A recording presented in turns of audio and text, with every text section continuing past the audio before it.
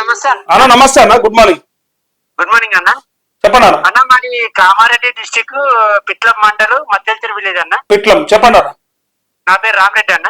Okay, చెప్పు రామరెడ్డి అన్న. అన్న మాకు రుణమాఫీ కాలేదన్న, 2 లక్షల పైన ఉన్నది. ఓ, మీరు రేవంత్ రెడ్డి ఉన్నాడు చేస్తలేడా? రేవంత్ రెడ్డి ఏం రేవంత్ రెడ్డి అన్న? చెప్పారు కదా అప్పుడు, అరే మా అన్న వస్తాడు మా అన్న వస్తాడు. గుంపు మేస్త్రి అన్న ఆయన. గుంపు మేస్త్రి అయిపోయిందా పాపం? అవన్నా. అరే అప్పుడు ఎట్లా చెప్పారు తెలుసా, మా అన్న వస్తుండు మా అన్న వస్తుండ అంటారు. ఏంది నీది ఎంత ఉంది లోన్? ఎందుకు కాలేదు? ఇప్పుడు మా ఫ్యామిలీలో మేము ముగ్గురు మెంబర్స్ అన్న. ముగ్గురు మెంబర్స్ 2 లక్షల మీద ఉన్నది లోను. 2 లక్షలు కాదన్న, 4,70,000 ఉంది ఇప్పుడు మాది. అబ్బా, నిన్ను 2,70,000 అప్పు చేయమంటారు ఇప్పుడు ప్రభుత్వం. 2,70,000 అప్పు చేయమంటారు అన్న. ఇప్పుడు పెట్టుబడి రైతు భరోసా రాలేదు. యాడికెళ్ళి చేస్తావు ఇప్పుడు? యాడికెళ్ళి చేస్తావు పైసలు? రైతు భరోసా లేదు. ఇప్పుడు ఉన్న పైసలన్నీ పెట్టుబడి పెట్టేసి పంటలు పండిస్తున్నాము. ఇప్పుడు ఏడికెళ్ళి తెచ్చి కడతారన్న రైతులు? ఇగో అదే పరిస్థితి. ఇప్పటిదాకా నా లైవ్ చూసావా అన్న? చూస్తున్నా. ఎంత అట్లా కాదు, ఇప్పటిదాకా చూసినావు కదా ఎంత మంది బాధపడుతున్నారు. అవునన్న, ఘోరంగా ఉంది. చేస్తామని చెప్పారు, లేకుండా లేదని చెప్పారన్న. ఎటువంటి ఇప్పుడు రైతుల్ని గందరగోళం చేస్తారు వీళ్ళు, ఇబ్బంది పెడుతూ ఉన్నారు. ఇప్పుడు ఏడికెళ్ళి తెచ్చి కట్టాలని చెప్పి చాలా మంది కూడా బాధపడుతున్నారు. అదే అన్న, అందుకోసమే అది కట్టకుండా ఏమన్నా ఇస్తారేమో అని అది ఎదురు చూస్తున్నాం మేము కూడా. అందుకే అడుగుతున్నాం రోజు, ఇలా గట్టి కొట్లాడుతున్నాం. అరే అది కట్టకుండా చేయరు ఎట్లకెళ్ళి అన్నా. ఇప్పుడు రేపు స్థానిక ఎలక్షన్లలో కాంగ్రెస్ కూడా తిరగనియమన్నా. ఎట్లా వస్తారో చూద్దాం కదా, మనం ఉన్నాం కదా, రైతులు ఉన్నారు కదా. 420 హామీలు ఇచ్చినావు, ఒక్క హామీ అన్న నెరవేర్చినావు అన్న? అరే వాళ్ళు ఇప్పుడు చెప్పుకుంటారు మేము ఫ్రీ బస్ ఇచ్చినాం, ఫ్రీ సిలిండర్ ఇచ్చినామని చెప్పుకుంటారు. చెప్పుకొని ఇచ్చినవి చెప్పుకొని, కానీ ఇయ్యని ఏమే? అదే అన్న, ఇచ్చినవి చెప్పుకోను కానీ ఇయ్యని రావాలి కదా అని నేను అడుగుతున్నా. మోదీ వారికి ఆగస్టు 15 అని చెప్పినావు. Correct correct. 15 పోయింది, అన్ని పోయినాయి. ఇదివరకు ఒక ఏది లేదు, కొలిక్కి లేదు. సరే అన్న, మనం ఇంకొకటి ఈ ఎక్స్ట్రా అమౌంట్ ఉన్నది కట్టుడా కట్టకపోవడా ఎప్పుడు కట్టాలని డీటెయిల్స్ వచ్చేదాకా వెయిట్ చేద్దాము. ఒక వారం 10 రోజులు చూడండి. నేను గైడ్ లైన్స్ వస్తే నేను ఖచ్చితంగా మీకు చెప్తుంటాను డైలీ నా వార్తలలో. థ్యాంక్ యూ అన్న. ఇంకోటి అన్న, పెన్షన్స్ అన్న ఇందాక మాట్లాడండి ఒక ఆయన 4,000 చేస్తామన్నారు కదా, ఏమాయని అన్న కరెక్ట్ చెప్పలేదన్న. 2,000 4,000 చేస్తామని చెప్పారు. 4,000 చేస్తామని చెప్తారా? ఇంత ముందు ఇచ్చిన కేసీఆర్ ఇచ్చిన పైసలు 2,000 ఇస్తారు. ఆ 2,000 కూడా ఈ మంత్ ఎండింగ్ 21-22వ తారీఖు చేస్తారన్న. అది సంగతి, నేను అదే అడిగినా. మరి వస్తలేవా పూర్తిగా? చిన్న ఫ్యాక్ట్ అన్న, నేను ప్రజలకు తెలవాలి మీ ద్వారా. ఇప్పుడు 27, 28 కూడా రిలీజ్ చేస్తారన్న. వాళ్ళు ఏం చేస్తారు? వాళ్ళు పోస్ట్ ఆఫీసులు పంచేటోళ్ళు ఫస్ట్ కు సెకండ్ కు అట్లా వచ్చి వస్తారు. అది ఆ నెల 1 అవుతుంది. మొన్న ఒక 2-3 నెలల కిందట ఏమైందంటే 27 నాడు కూడా వల్లేవన్నా ఫస్ట్ తారీఖు కొట్టి, అంటే ఆ నెల గైడ్ కొట్టేసిరన్న. అట్లా ఇప్పుడు ఈ 9 నెలల పాలనలో వీళ్ళు 5 నెలలు ఇచ్చారన్న కరెక్ట్ గా. మీకు వీలు ఉంటే మీకు ద్వారా నేను తెలుసుకుంటా అన్న రైతులు ఇలా చాలా ఇబ్బంది పడుతున్నారు రామరెడ్డి అన్న. నేను అనేది ఫస్ట్ రైతుల సమస్యలు క్లియర్ గాని, సరే ఆసరా పెన్షన్లు వేరే వేరే పథకాలు ఖచ్చితంగా మనం రోజు మాట్లాడదాము. ఈ మెయిన్ ఇలా రైతులు ఎక్కడ పోయి అప్పులు చేయాలని చెప్పి బాధపడుతున్నారు. ఫస్ట్ నేను రైతులకు భరోసా కల్పించే పనిలో ఉన్నా. దీంతో పాటు ప్రభుత్వానికి తెలవాలని కాల్స్ తీసుకుంటుంటే కనీసం ఈ వీడియోల ద్వారా వాళ్ళకి అర్థం కావాలి. అరే ఇంతమంది రైతులు బాధపడుతున్నారు, ఏడుకేళ్ళకి ఎందుకు మాఫీ చేస్తామన్నాం, ఎందుకు చేయలేకపోయామని మనకి అర్థం కావాలి అన్న. ఇప్పుడు ఈ గవర్నమెంట్స్ ఏం చేస్తున్నాయంటే రైతులకు ఇవ్వడానికి ఇంత ఇదేందన్నా చేస్తారన్న, అట్లే చేస్తారు. సంస్థలకు కంపెనీలకు వేల కోట్లు ఇస్తారు.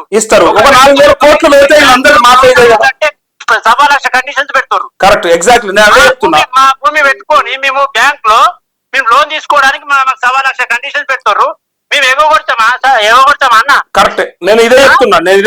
వేల కోట్లు ఆ నీరజ్ మోదీ వీళ్ళు తీసుకోపోయారు కదా అన్న. వీళ్ళ గురించి రికవరీ ఏం చేయలేదు గవర్నమెంట్ అన్న. వాళ్ళే కాదు, చాలా మంది కార్పొరేట్ కంపెనీలకి తీసుకున్న లోన్లు కట్టకపోతే మాఫీ చేస్తాయి ప్రభుత్వం. ఈ మాఫీ చేస్తున్నప్పుడు వేల కోట్ల రూపాయల వాళ్ళకి మాఫీ జరుగుతుంది. ఏమి అంటే ఈ దేశానికి ఏం ఉపయోగపడని సన్నాసులకు మాఫీ చేస్తారు. ఈ దేశానికి అన్నం పెట్టే రైతుకు 2 లక్షల రూపాయలు రుణమాఫీ చేయడానికి గిన్ని సమస్యల, గిన్ని కొర్రీల. ఇంకోటన్నా, ఇప్పుడు మా నాన్నలు వ్యవసాయం చేసిరు. మేము ఇప్పుడు నేను ఒక డిగ్రీ కంప్లీట్ చేసి నేను వ్యవసాయం చేసుకుంటున్నా. ఇప్పుడు నాకు పుట్టిన కొడుకులు వ్యవసాయం చేయడానికి దగ్గర కూడా రారన్న. అందుకే నేనేమంటున్నా, ఒక 6 నెలలు వ్యవసాయాన్ని మొత్తం సర్వనాశనం చేస్తున్నాయి గవర్నమెంట్ అన్న. మనం అందరం రైతులను తలుచుకుంటే ఒక్క పంట వండియకపోతే తెలుస్తుందన్న, వీళ్ళంతా మన్ను బుక్కుతారా లేకపోతే పైసలు బుక్కుతారా అని. ఏం చేస్తారన్న రైతుని గింత కోస పెడుతుంది గవర్నమెంట్. ఒక్కసారి అన్న మనకు మస్తు నష్టం జరిగింది. స్వాతంత్రం వచ్చిన ఇన్ని ఏళ్లల్లా మనం అన్ని ప్రభుత్వాల ముచ్చట్లు విన్నాము, అన్నిట్లో చూసినాము. ఈ 78 ఏళ్లల్లా మనం ఏమి బాగుపడ్డది లేదు. నేనేమంటా ఉన్నా అంటే మస్తు నష్టపోయినాం కాబట్టి ఒక్కసారి ఒక పంట వేయకుండా చూపిద్దామన్న వీళ్ళకు. అసలు పంటనే రాకపోతే ఏం చేస్తారో చూద్దాం. ఎప్పుడన్నా వ్యవసాయంలో బురదలో దిగి చేయమన్నా ఒక్కసారి ఒక్క పంట పండించి దిగుతారు. ఎన్నికలప్పుడు వచ్చి ఓట్ల కోసము నాగలు పట్టి కట్టె పట్టి ఎడ్లను దమాచినట్టు చేస్తారు. పోజులు ఇస్తారు. ఇవాళ లాస్ట్ కు మనల్ని దమాస్తారు, మనల్ని బాధ పెడతారు. ఇంత ఘోరమా అన్న రైతులు అంటే? అన్న ఒక చిన్న ఎగ్జాంపుల్ చెప్తా. ఒక రైతు ఇప్పుడు మేము హోమ్ లోన్ కోసం పోయినామన్న ఒక బ్యాంక్ లో. ఇంత 10 ఎకరాలు 8 ఎకరాల భూమి అన్న నాకు. 8 ఎకరాల భూమి తాకట్టు పెట్టాం. మాకు హౌస్ లోన్ ఇయ్యండి. మీ గవర్నమెంట్ ఏమైనా జాబ్, మీకు గవర్నమెంట్ జాబ్ ఉంటేనే ఇస్తాం, వేరే దానికి అంటే రైతులు దానికి కూడా పనిచేయరా అన్న? మస్తు వివక్ష. ఇది ఒక్కటి అంటలేను నేను. రైతులు బ్యాంకుల అన్న మొత్తం చేసిపోయిన లక్షల కోట్లు ఇస్తారు. నా కొడుకులు మాకు ఇల్లు కట్టుకోవడానికి 10 లక్షలు లోన్ ఇవ్వడానికి ఇంత బలవా అన్న? ఇంకొకటి, బ్యాంకులకు పోతే రైతులను ఎంత చిన్న చూపు చూస్తున్నారట అంటే పురుగుల లెక్క చూస్తున్నారట కొంతమంది అధికారులు. అయితే నాకు అది ఇంకా బాగా అనిపించింది. తరుముతున్నారట, తర్వాత రాపోడు.